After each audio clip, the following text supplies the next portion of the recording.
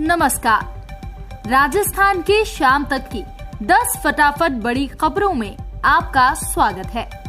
Video शुरू करने से पहले आप न्यूज को कहां से देख रहे हैं हमें कमेंट में बताना बिल्कुल ना भूलें और चैनल को सब्सक्राइब करें।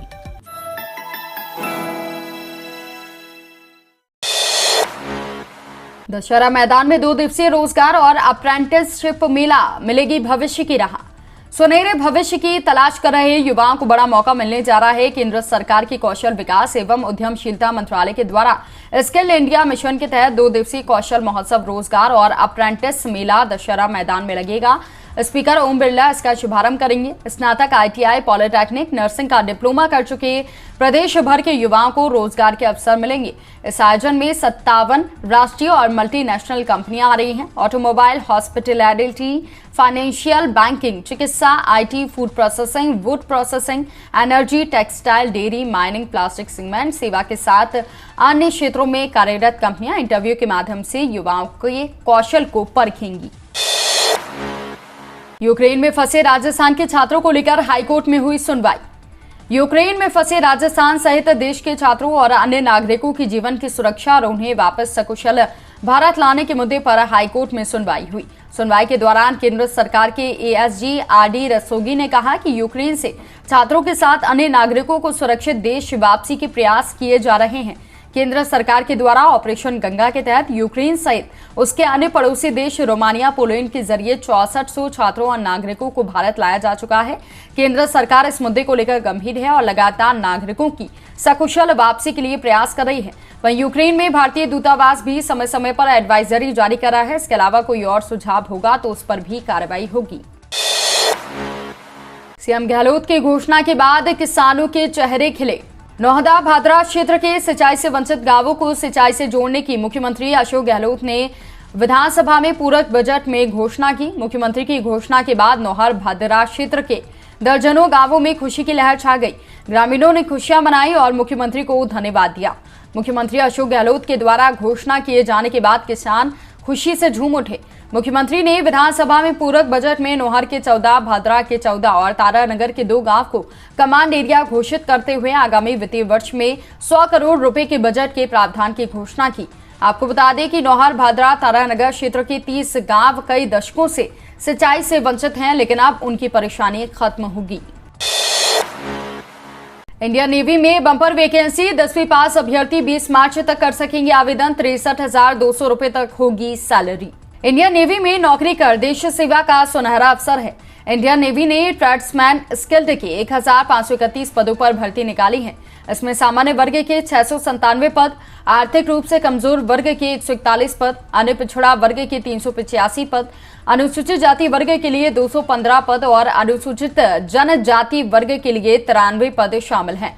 भर्ती प्रक्रिया में शामिल होने के लिए 10वीं पास उम्मीदवार इंडियन नेवी की आधिकारिक वेबसाइट joinindiannavy.gov.in पर जाकर 20 मार्च 2022 तक आवेदन कर सकते हैं। सामान्य वर्ग के उम्मीदवारों के लिए 205 रुपए परीक्षा शुल्क देना होगा, जबकि SC, ST, PVW और भूतपूर्व सैनिक साथ ही महिलाओं को परीक्षा शुल्क नहीं देना पड़ेगा।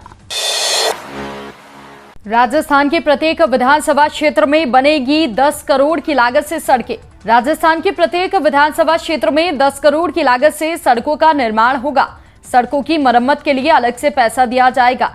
राज्य में 200 विधानसभा क्षेत्र हैं। मुख्यमंत्री अशोक गहलोत ने बजट पर हुई बहस में इसका जवाब देते हुए कहा कि नए जिले बनाने के संबंध में एक कमेटी गठित की गई है। कमेटी की रिपोर्ट के आधार पर नए जिलों का गठन होगा। उन्होंने बताया कि 23 फरवरी को पेश किए गए बजट में 500 घोषणाएं की थी। इनमें 60 घोषणाओं की स्वीकृति जारी कर दी गई है। इन पर काम शुरू हो गया है। सीएम ने कई गांवों में उप स्वास्थ्य केंद्र खोलने, ई-व्हीकल पर छूट 31 मार्च तक बढ़ाने, सहरिया और कथोड़ी जनजातियों को 200 दिन का अतिरिक्त रोजगार देने की घोषणा की और इसी के साथ केंद्र सरकार के राज्य के हिस्से को पैसा नहीं दे रही है, ऐसी बात कही। खाटू श्याम जी मेला, रोडवेज बस चलाएगी श्रद्धालुओं के लिए 90 स्पेशल बसें। खाटू श्याम जी मेले में जाने वाले श्रद्धालुओं के लिए बड़ी खबर आई है। खाटू मेले के लिए राजस्थान रोडवेज ने पूरी तैयारी कर ली है। राजस्थान भर से खाटू श्याम जी के दर्शन के लिए जाने वाले श्रद्धालुओं के लिए रोडवेज की ओर से स्पेशल बसों का इंतजाम किया गया है। मेले में जाने वाले श्रद्धालुओं को सुविधा देने के लिए रोडवेज ने कुल 90 बसें लगाई हैं। ये बसें प्रदेश भर से श्रद्धालुओं को लेकर खाटू श्याम जी मेले के लिए रवाना होंगी। इससे राजस्थान ही नहीं, देश के विभिन्न राज्यों से आने वाले श्रद्धालुओं को आसानी से बसें मुहैया हो सकेंगी। 11 से लेकर 15 मार्च तक 90 बसें श्रद्धालुओं को सेवाएं देंगी। राजस्थान में फिर बारिश, ओले का अलर्ट। 7 मार्च से एक्टिव हो रहा नया वेदर सिस्टम। राजस्थान में होली तक सर्दी का एहसास होता रहेगा। 2 दिन पहले बीकानेर, जयपुर संभाग के बाद जिलों में चली धूल भरी आंधी, ओले बारिश के बाद अब 7 मार्च से प्रदेश में एक बार फिर नया वेदर सिस्टम बन रहा है। आपको बता दें कि बीकानेर, कोटा संभाग के लिए 7-8 मार्च को मौसम विभाग में अलर्ट जारी किया गया है। मौसम विभाग ने चेतावनी जारी की है कि तेज आंधी, बारिश और ओलावृष्टि हो सकती है। मौसम विभाग की माने तो 7 मार्च से प्रदेश में एक नया पश्चिमी विक्षोभ सक्रिय होगा। इसके असर से बीकानेर संभाग के गंगानगर, हनुमानगढ़, कोटा के संभाग के बारा, झालावाड़, भीलवाड़ा एरिया में 7 व 8 मार्च को बादल छाने और गरज चमक के साथ बारिश हो सकती है। इन इलाकों में 30 किलोमीटर स्पीड से आंधी भी चल सकती है। जेईई मेंस 2 दिन में 72,000 से ज्यादा आवेदन, नहीं मिलेगा करेक्शन का मौका। देश की सबसे बड़ी इंजीनियरिंग प्रवेश परीक्षा जेईई मेन की इस वर्ष अप्रैल और मई में होने जा रही है। परीक्षा के लिए आवेदन प्रक्रिया जारी है। 2 दिनों में 72,000 से ज्यादा विद्यार्थी आवेदन कर चुके हैं। आवेदन 31 मार्च तक किए जा सकते हैं।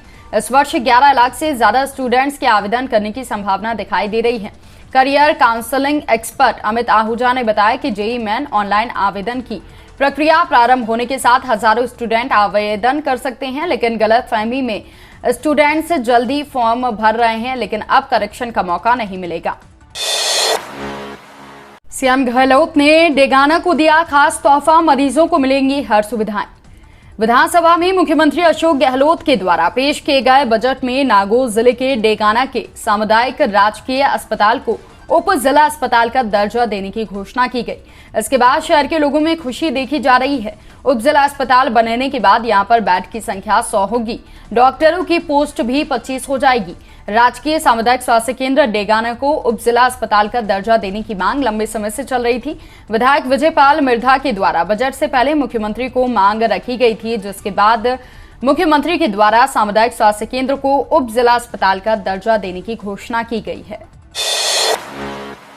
राजस्थान में इस बार आसमान से बरसेगी आग। राजस्थान में इस बार सर्दी की तरह गर्मी भी कहर बरपाएगी। मौसम विभाग ने चेतावनी दी है। देश भर में सर्वाधिक गर्मी झेलने वाले प्रदेश राजस्थान में इस बार तापमान का अटैक और बढ़ने वाला है। अगले 3 महीनों में औसत से ज्यादा तापमान रहने की चेतावनी मौसम विभाग ने दी है। मौसम विभाग की माने तो इस बार दिन के साथ रातें भी मुश्किल भरी हो सकती हैं। मई और जून के महीनों में आसमान से कड़कड़ाती धूप बरसेगी। इसके कारण इस बार ये काफी ज्यादा गर्माहट भरी होगी। इस साल गर्मी अपना रौद्र रूप दिखाने वाली है।